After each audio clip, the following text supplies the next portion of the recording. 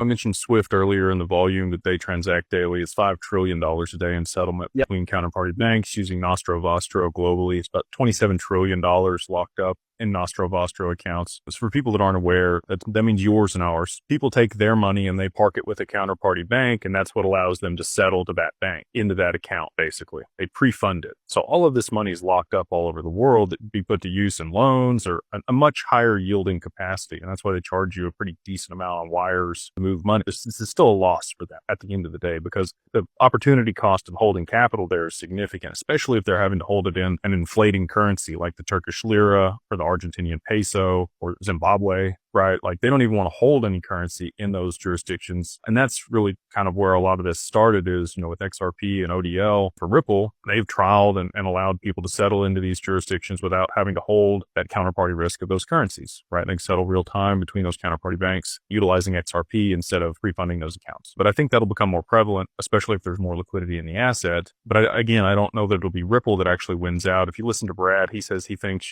by 2030, they'll have maybe 14% of Swift volume at Ripple. Brad wouldn't just throw out a number.